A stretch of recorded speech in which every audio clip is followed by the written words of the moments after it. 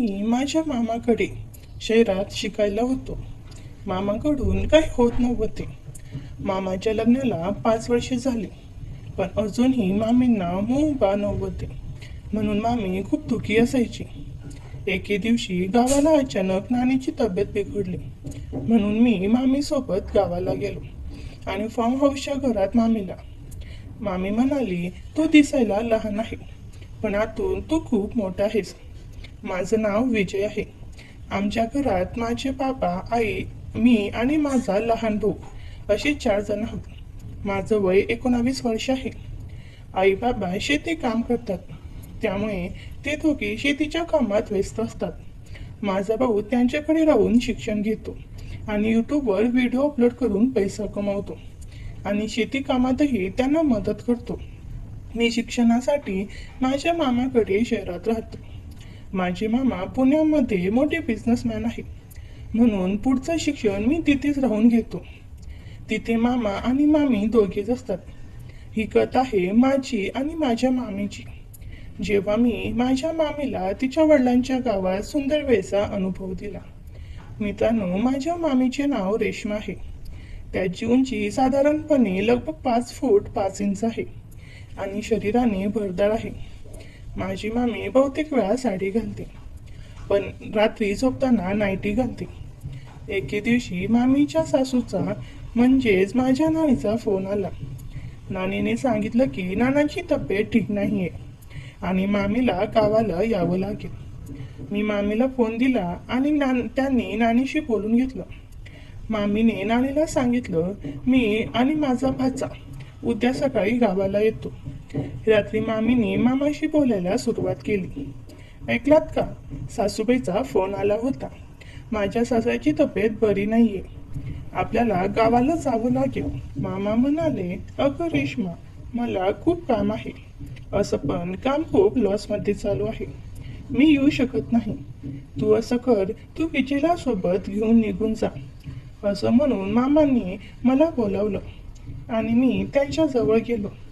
मामा म्हणाले, बेटा, तुझ्या नानीची तब्येत ठीक नाहीये, तू आणि तुझी मामी दोघंही तिकडे जाऊन या. ते बरे झाल्यावर परत या. आमच्या घरी 2 4 व्हीलर होत्या, एक स्विफ्ट आणि एक स्कॉर्पिओ. दुसऱ्या दिवशी सकाळी मी आणि मामी स्विफ्ट घेऊन नानाच्या गावाला निघालो. मामीने काळ्या रंगाची साडी नेसली होती, त्यात ती खूपच सुंदर दिसत होती. सुमारे 10 तासांचा प्रवास होता. 2 तासानंतर मामीने गाडी थांबवायला सांगितली. मामी म्हणाली, विजय बेटा, जरा गाडी थांबव. मी म्हणालो, का गं मामी, काही काम आहे का? मामी म्हणाली, हो बेटा, मला जरा जोराने बाथरूम झाली आहे. मी गाडी एका झाडाजवळ थांबवली. तिला एकटं जाऊ द्यायचं नव्हतं, म्हणून मी म्हणालो, मामी, मला पण जायचं आहे. मामी म्हणाली, ठीक आहे, तू पण उतर आणि मोकळं होऊन ये. मी झाडाजवळ उभा राहिलो आणि मामी थोडं पुढे आडोशात गेली. मी तिथून सगळं पाहू शकत होतो. मामी जरा व्यवस्थित बसण्यासाठी तयार झाली. मला तिचे अस्तित्व दिसत होते. ते पाहून माझी भावना दाटून आली. मग मामीने मागे वळून पाहिले, तेव्हा मी तिच्याकडे दुर्लक्ष केलं. पण माझी भावना दाटून आली होती. कदाचित माझ्या मामीलाही माझी भावना दिसली असेल, कारण माझी भावना खूपच मोठी होती. मामी गाडीजवळ आली आणि म्हणाली, बेटा, तू किती वेळपर्यंत होईल? मी म्हणालो, झालं माझं, आलो आत्ताच. मी लगेच आवरून आम्ही पुढे निघालो. साधारण 4 तासांनी आम्ही गावाजवळ पोहोचलो आणि मामी नानांसाठी काहीतरी खायला घेऊन जायला बघू लागली. मग मामीला सफरचंद दिसले. मामीने आपल्या पटवामधून पैसे काढून दुकानवाल्याला पैसे दिले. काही वेळाने आम्ही नानाच्या घरी आलो. नानी आमच्या वाटेकडे पाहत होती. नानाजीचं घर खूप मोठं होतं, पण त्यात फक्त ते दोघेच राहत होते. मामीने नानांची तब्येतविषयी डॉक्टरांशी बोलून त्यांच्या सल्ल्यानुसार काही औषध मागवली. रात्री आम्ही सगळ्यांनी मिळून जेवण केलं. जेवण झाल्यावर मी माझ्या खोलीत जाऊन झोपलो. सकाळी उठलो आणि बाथरूमकडे गेलो, पण दरवाजा आतून बंद होता. मी आवाज दिला. मी म्हणालो, कोण आहे आत? तर आतून मामी म्हणाली, बेटा, मी आहे, थोडं थांब, 2 मिनिटात येते. थोड्या वेळाने मामी टावेल गुंडाळून बाहेर आली. मामीने टावेल घेतला होता. तो फक्त गुडघ्यापर्यंत येत होता. ती बाहेर येताना थोडी घाईत होती. त्यामुळे अचानक माझ्याशी हलकीशी धडक झाली आणि टावेल थोडा निसटला. मामीने पटकन टावेल सावरला आणि स्वतःला व्यवस्थित केलं. मी म्हणालो, "ओहो सॉरी मामी." मामी हसून म्हणाली, "काही नाही रे बेटा, जाऊ दे." असं म्हणत ती हसतच आपल्या खोलीत निघून गेली. इकडे मी बाथरूममध्ये शिरलो. मी आत गेलो तर मला दिसले की मामीच्या व्यक्तिमत्वाचे कव्हर पडलेले होते. माझ्या आत थोडी थंडी होती म्हणून मी त्याला माझ्या भावनेभोवती गुंडाळले आणि मामीला आठवण करून मी हतबल केले आणि सर्व रंग त्या कव्हरवर टाकले. मग मी अंघोळ करून बाहेर आलो आणि नाश्ता करून घराच्या बाहेर बसलो. थोड्या वेळाने मामीही आली आणि माझ्यासोबत बसून गप्पा मारू लागली. मामी म्हणाली, "बेटा, नानीच्या घरी येऊन कसं वाटलं?" मी म्हणालो, "मामी, नानाचं घर तर खूप मस्त आहे." मी पहिल्यांदाच इतकं लक्ष देऊन पाहिलं. पहिले लहान होतो तेव्हा काही फारसं समजत नव्हतं. आईसोबत आलो होतो. मामी म्हणाली, "बेटा, आपलं एक फार्म हाऊस आहे. ते इथून फक्त अर्धा किलोमीटर अंतरावर आहे. घराच्या मागच्या बाजूने तिकडे जाण्याचा रस्ता आहे." नानाचं घर गावापासून थोडंसं दूर मोकळ्या जागेत होतं. आसपास काही घरे होती, पण तीही थोडी दूर दूर होती. मी म्हणालो, "मामी, आपण तिकडे फिरायला जाऊया का? मला पण पाहायचं आहे." मामी म्हणाली, "ठीक आहे बेटा, मी तुझ्या नानीला सांगून येते." काही मिनिटातच मी आणि मामी सोबत नानाच्या फार्म हाऊसवर पोहोचलो. मामीने गुलाबी रंगाची साडी नेसली होती. मी म्हणालो, "फॉर्मवर कुणी नाही का?" "कुणीच दिसत नाही." मामी म्हणाली, "हो बेटा, आता उन्हाळा असल्यामुळे फॉर्म बंद आहे. सध्या कुठलीही पिकं नाहीत, त्यामुळे मजूरही नाहीत." आम्ही दोघं फार्म हाऊसच्या आत गेलो. तिथे एक छोटं घर होतं. खूप छान दिसत होतं. मग आम्ही घराच्या छतावर गेलो. तिथून मी पाहिलं तर जवळच एक छोटंसं तळ होतं. त्याचं पाणी अगदी स्वच्छ होतं. मी ते मामीलाही दाखवलं. मी म्हणालो, "मामी, ते तर किती मस्त आहे ना. माझं तर अंघोळ करण्याचं मन होते. आपण तिकडे जाऊया का?" मामी म्हणाली, "बेटा, मन तर माझंही होतंय." माझी मामी थोडीशी चिंताग्रस्त वाटली आणि म्हणाली, "पण आपण कपडे आणले नाहीत." मी म्हणालो, "अगं मामी, खाली रूममध्ये कदाचित काही टॉवेल्स असतील. मी आणतो." मामी थोडी संकोचली आणि म्हणाली, "पण फक्त टॉवेलमध्ये." मी हसत म्हणालो, "अगं मामी, आपण दोघेच आहो इथे. दुसरं कोणी नाही. लाजण्यासारखं काही नाही. आणि मी तुला आधीही टॉवेलमध्ये पाहिलं आहे." मामीने थोडा विचार केला आणि म्हणाली, "ठीक आहे, जाऊया." मग आम्ही दोघं तलावाच्या काठाशी पोचलो. मी टॉवेल लपेटून तलावात उतरलो आणि पाण्यात जाऊन आनंद घेत होतो. मग मी मामीकडे बघत राहिलो. "मामी, तू पण ये ना, खूप मजा येते." मामी थोडा वेळ विचार करत होती. नंतर ती पण तलावाकडे आली. मामी पाण्यात उतरली आणि काही क्षण शांतपणे उभी राहिली. नंतर तिने हळूच माझ्याकडे फिरवली आणि ओलसर कपडे अलगद बाजूला ठेवले. थोड्याच वेळात ती पाण्यात अधिक मोकळीपणाने डुबू लागली. माझी अवस्था वाईट होती. मग मामी माझ्याकडे वळली आणि मी पाहिले की मामीचा टॉवेल तिच्या अस्तित्वाचा फक्त 4 इंच खाली होता. त्यानंतर मामी माझ्याकडे पाहून हसली आणि म्हणाली, "काय बघतो आहेस रे?" मी सहजपणे म्हणालो, "मामी, तू खूप सुंदर दिसतेस." ती हलकसं हसली आणि म्हणाली, "थँक्यू बेटा." त्यानंतर आम्ही जवळपास तासभर एकत्र मस्ती केली. त्या दरम्यान मलाही अनेक वेळा मामीच्या अस्तित्वाला अनुभवता आले. एकदा मामीचा टॉवेल बाजूला होता आणि तिचे अस्तित्व माझ्या समोर मोकळे होते. पण मामीने हसत हसत स्वतःला वळवले होते आणि तरीही मला तिचे अस्तित्व आणि व्यक्तिमत्वाची झलक दिसत होती. बराच वेळ पाण्यात खेळल्यानंतर आम्ही दोघं बाहेर आलो आणि पाहिलं तर आमचे सगळे कपडे ओले झाले होते. कपडे पाण्याच्या अगदी जवळ ठेवल्यामुळे खेळताना उडणाऱ्या पाण्याने ते भिजले असावेत. मी मामीकडे पाहत म्हणालो, "मामी, आपले सगळे कपडे ओले झालेत." मी विचार करत म्हणालो, "आता काय करायचे?" मामी म्हणाली, बेटा आधी फार्म हाऊसवर जाऊया, मग बघू काय करायचं. आम्ही दोघं घरात आलो. मग मामी म्हणाली, एक काम करूया, सगळे कपडे छतावर वाळत टाकू आणि मी तुझ्या नानीला फोन करून सांगते की आपण संध्याकाळी परत येईन. मी मान डोलावली. ठीक आहे मामी. नंतर मामीने नानीला फोन करून कळवलं की आम्ही फार्म हाऊसवर आहोत आणि संध्याकाळी घरी येऊ. मग आम्ही दोघांनी मिळून कपडे छतावर वाळत घातले. त्यावेळी आम्ही दोघंही फक्त टॉवेलमध्ये होतो. आम्ही खाली येऊन खुर्चीवर बसलो आणि बोलू लागलो. मी म्हणालो, मामी आपल्याला सर्दी होईल कारण आपण दोघांनी ओले टॉवेल्स घेतले आहेत. मामीलाही असंच वाटत होतं. मामी म्हणाली, हो बेटा, पण काय करायचं. मी म्हणालो, मामी मला एक आयडिया आहे.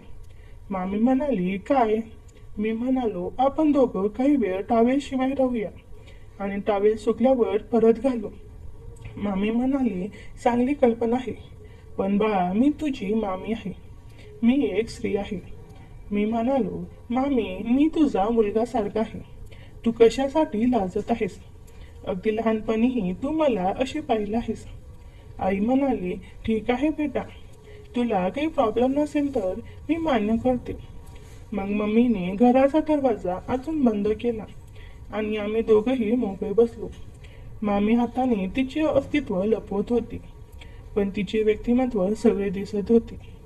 माझी भावनाही दाटून आली होती. मग तिने माझी भावना दाटून आलेली पाहिली. थोडा वेळ आम्ही दोघं बसून होतो. मला थोडी तहान लागली. मी मामीला म्हणालो, मामी मला खूप तहान लागली. मामी म्हणाली, बाळा घरात पाणी नाहीये, कदाचित बाहेर एखादा टब असावा. पण बाळा आपण तर अशी आहोत. मामी थोडा संकोचात म्हणाली, आपण बाहेर जाऊ शकत नाही. मी म्हणालो, पण मामी मला खूप तहान लागली आहे. मामी म्हणाली, बाळा तू एक काम करशील का, पण हे कुणालाही सांगू नकोस. मी म्हणालो, हो मामी. मामी म्हणाली, बाळा एक काम कर, तू माझ्या अस्तित्वातले दूध पी. मी म्हणालो, मामी तुझ्या व्यक्तिमत्वात अजूनही दूध आहे का.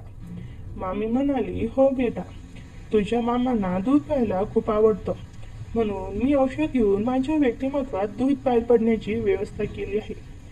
मी माझी खुर्ची मामीजवळ आणली आणि तिच्याजवळ बसलो आणि व्यक्तिमत्वातून दूध पिऊ लागलो. पण दूध येत नव्हतं, पण खूप मजा येत होती. मी तिच्या डोळ्यात पाहिलं आणि तिच्या डोळ्यातून प्रभावित झालेली अवस्था पाहताना दिसली. मला समजले की माझ्या मामीला पण माझ्या भावनेची तहान लागली आहे. मामीने माझा एक हात तिच्या व्यक्तिमत्वावर ठेवला आणि म्हणाले, बेटा व्यवस्थित. मी म्हणालो, होय मामी. मी म्हणालो, मामी खूप गोड आहे. माझी भावना दाटून आलेली होती. आता मामी आवाज करू लागली. मामी म्हणाली, आता मला पण खूप तहान लागली आहे विजय. मग मी काही मिनिटांनी दूध प्यायचे सोडले आणि तिच्या व्यक्तिमत्वाला सुंदर वेळ देऊ लागलो. आम्ही दोघंही प्रभावी झालो होतो. थोड्या वेळाने मी तिला आत बेडरूममध्ये घेऊन गेलो.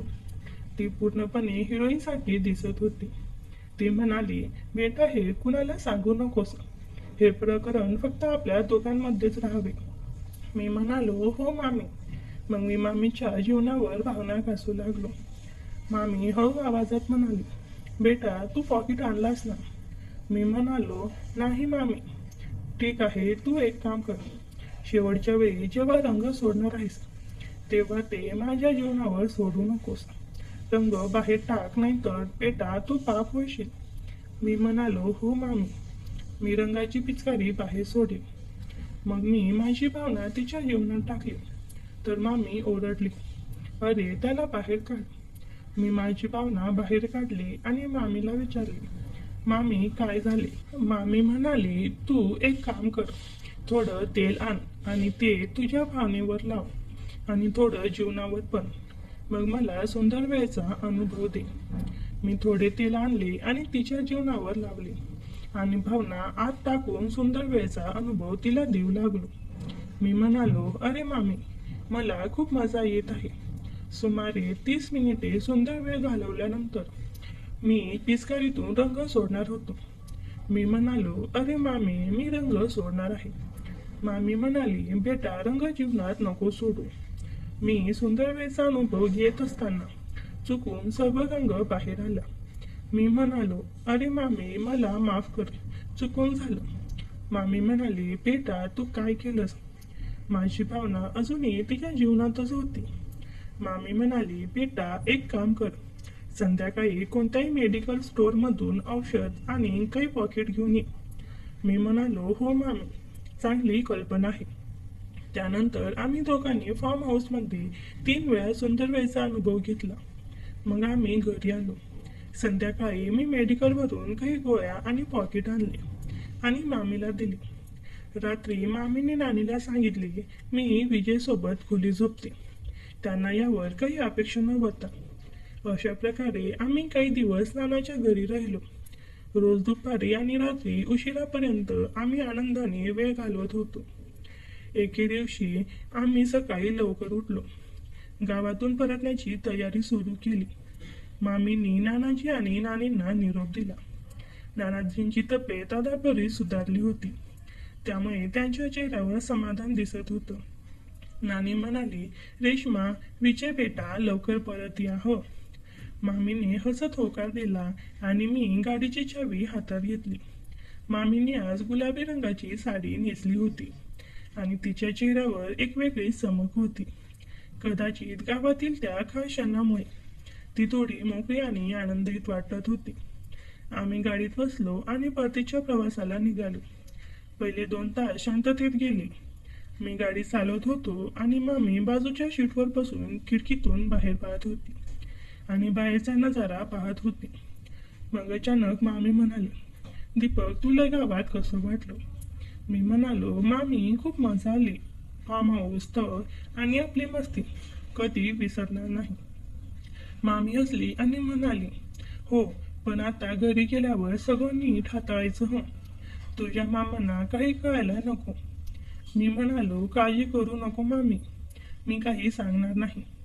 प्रवासात मला तहान लागली. मी म्हणालो, मामी पाणी आहे का? मामीने बॅग उघडली आणि पाण्याची बाटली काढली, पण ती पाहून हसत म्हणाली, विजय आता तुला पाणीच हवंय ना? फार्म हाऊस सारखं नाही हे नाही ते. मी लाजलो आणि फक्त पाणी घेऊन पाहिलो. मामी मला चिडवत होती, पण तिच्या डोळ्यात एक खड्ड्या चमक होती. 5-6 तासांनी आम्ही घरी पोहोचलो. मामा कामावरून घरी अजून परत आले नव्हते. मी गाडी पार्क केली आणि सामान हात आणलं. मामीने स्वयंपाकघरात जाऊन चहा बनवायला सुरुवात केली. रात्री मामा घरी आले तेव्हा ते थकलेले दिसत होते. त्यांनी मामीला आणि मला विचारलं, गावात कसं होतं? मामी म्हणाली, सासरे बुवा आता बरे आहेत. आम्ही त्यांची भरपूर काळजी घेतली. मी म्हणालो, हो मामा, फार्म हाऊस पण पाहिलं, खूप छान आहे तिथे. हे ऐकताच मामी माझ्याकडे मोठ्या डोळ्याने पाहिली. मी शांत झालो. मामा म्हणाले, ठीक आहे. रात्री जेवण झाल्यावर मी माझ्या रूममध्ये गेलो, पण मनात गावातील त्या क्षणाची आठवण येत होती. मामीही थोड्या वेळाने माझ्या रूममध्ये आली. तिने नाईटी घातली होती आणि हातात एक ग्लास दूध घेऊन आली होती. मामी म्हणाली, विजय हे घे दूध, प्रवासाने थकला असतील. मी म्हणालो, मामी तू का आणलो? मी स्वतः घ्यायला आलो असतो. मामी हसत म्हणाली, काही नाही, मला तुझी काळजी वाटली. ती माझ्या शेजारी बसली आणि म्हणाली, उद्या मामांसोबत जा, तुला कॉलेजला सोडून देतील, पण नीट लक्ष ठेव हो, ते गोष्टी कुणाला सांगू नको. मी दूध प्यायलो आणि मामीला म्हणालो, मामी तू पण झोप आता, उद्या सकाळी लवकर उठायचे. मामी माझ्या कपावर हात फिरून गेली. तिच्या स्पर्शाने मला पुन्हा फार्म हाऊसची आठवण झाली, पण मी भावनांवर नियंत्रण ठेवलं. मग सकाळी मी आणि मामा शहरात निघालो. मामांनी मला माझ्या कॉलेजमध्ये सोडून कामाला निघून गेले, पण माझं कुठेच मन लागत नव्हतं. सारखं मामींबद्दल विचार करत होतो. कसा बसा दिवस काढून शॉप मोठी होती आणि तिथे एक नवीन क्लायंटसोबत डील फायनल करायची होती. मामांनी मला सगळं समजावून सांगितलं, काय माल आहे, किंमत कशी ठरवायची आणि डिलिव्हरी कशी करायची. मी लक्षपूर्वक ऐकत होतो. काम संपेपर्यंत दुपार झाली. मामा म्हणाले, विजय तू चांगलं काम केलंस, घरी चल आता. घरी परतलो तेव्हा मामी स्वयंपाक करत होती. तिने आमच्यासाठी गरमागरम जेवण बनवलं होतं. पनीरची भाजी, भात आणि चपाती. जेवताना मामा म्हणाले, रेश्मा, विजयला आता आपल्या बिझनेसबद्दल शिकायला हवं. मी एकटा किती दिवस करणार. मामी म्हणाली, हो ठीक आहे, पण त्याचा अभ्यासही चालू ठेवू द्या. मी म्हणालो, हो मामी, मी दोन्ही सांभाळेन. रात्री मामा लवकर झोपले, कारण ते थकले होते. मी आणि मामी हॉलमध्ये बसून टीव्ही पाहत होतो. मामीने मला हळूच विचारलं, विजय तुला गावातली मजा आठवते का? मी म्हणालो, हो मामी, खूपच. मामी हसत म्हणाली, पण आता घरी असं काही नाही हो, मामा आहेत ना. मी म्हणालो, हो मामी, समजलं. पण माझ्या मनात एक खड्या कल्पना आली. मी म्हणालो, मामी, मामा झोपले की आपण गप्पा मारूया का? मामी म्हणाली, ठीक आहे, पण फक्त गप्पा हो. रात्री 11 वाजता मामा गाढ झोपेत होती. मी आणि मामी टेरेसवर गेलो. तिथे थंड हवा सुटली होती. मामीने मला जवळ घेतलं आणि म्हणाली, विजय तुला माझी खूप काळजी वाटते ना? मी म्हणालो, हो मामी, तू माझ्यासाठी खूप खास आहेस. मामी म्हणाली, बेटा मी पण तुझ्यावर खूप प्रेम करते. गावात जे झालं ते तिथेच ठेवूया. मी मान डोलावली, पण मनात एक वेगळीच आग होती. मामीने मला मिठी मारली आणि आम्ही खाली आलो. त्या रात्री मी स्वप्नात पुन्हा फार्म हाऊस पाहिलं. काही दिवसांनी दीपक, माझा लहान भाऊ, गावावरून आमच्याकडे आला. त्यांच्या येण्याने घरात गडबड वाटली, पण मामी आणि माझ्यात एक गुप्त बंध तयार झाला होता, जो आम्ही दोघे समजत होतो. एक दिवस मी शाळेतून घरी आलो, तेव्हा मला आमच्या ओठांवर एक पॉकेट पडलेला दिसला. मी ते उचलून पाहिलं तर मी दंगत राहिलो आणि विचार करू लागलो की मामा पण कामावर आहे, मामी आणि दीपक दोघेच घरी आहे. नेमकं हे पॉकेट इथे कसे काय आले आणि याचा वापर कोण करत आहे? मला काहीतरी गोंधळ वाटलं, म्हणून मी खिडकीतून आतमध्ये डोकावून पाहिलं. तर मित्रांनो, समोरचं दृश्य पाहून माझी पायाखालची जमीनच सरकली. त्या दिवशी नेमकं काय घडलं हे जाणून घ्यायचं असेल तर पुढचा भाग नक्की बघा आणि चॅनलला सबस्क्राईब करा.